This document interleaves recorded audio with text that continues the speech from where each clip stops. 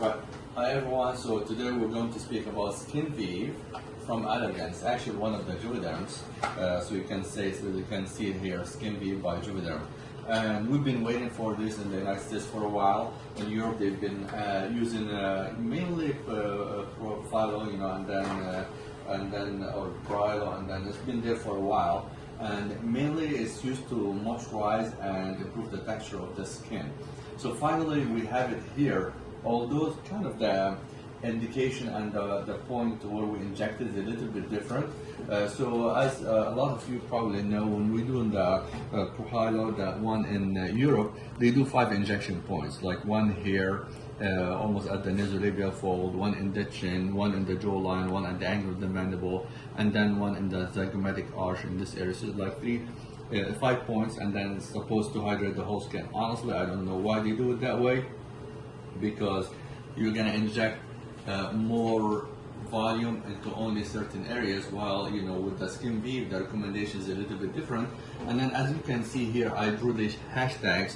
Honestly, at the beginning it's okay to draw them when you first started to do how to do that, but over time you don't have to. It's just you have to inject, and the FDA approval is actually to inject this area of the face. Okay, off label of course we can inject anywhere. And then these hashtags and these squares that we created here, it can be a little bit smaller or bigger depending how much we're gonna use and how much the patient needs. Like with Ingrid here, she's young, her skin is great, so we don't really need to have small squares and too many injections. So what I'm going to do is half of the syringe. Usually also recommended one syringe in the right, one syringe in the left. But again, we're gonna do half of that because honestly she doesn't need that much. And the injection point, you could see it's subdermal, so we're gonna see a little bleb, already numbed hair, and then we also cleaned her skin, so she's ready. And then we keep doing these injections into different areas. And what's supposed to do is, again, hydrate, moisturize, make the skin healthier and the texture better. The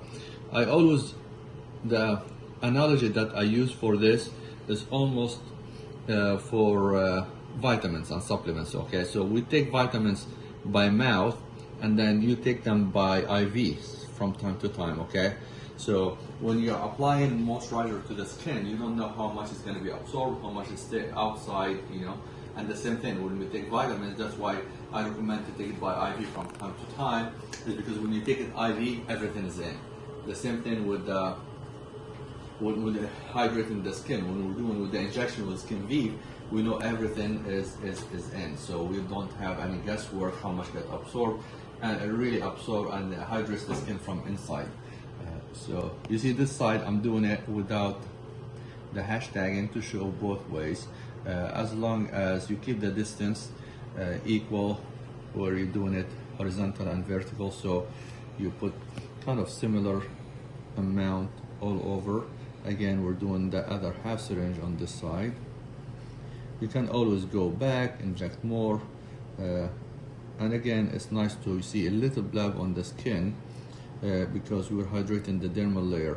If we don't see a little bleb on the skin, it means we are too deep, subcutaneous, and that's not where the skin is, and there's no hydration. We're almost done. Okay, and then we'll do another one here. Again, that's about it. But hydrate the skin anywhere between 3 months to 6 months. It's recommended to do it every 3 months to 6 months. Again, each patient is different, depending on their need and how much they need it.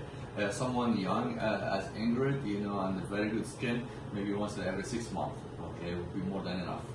Thanks, doctor. All right.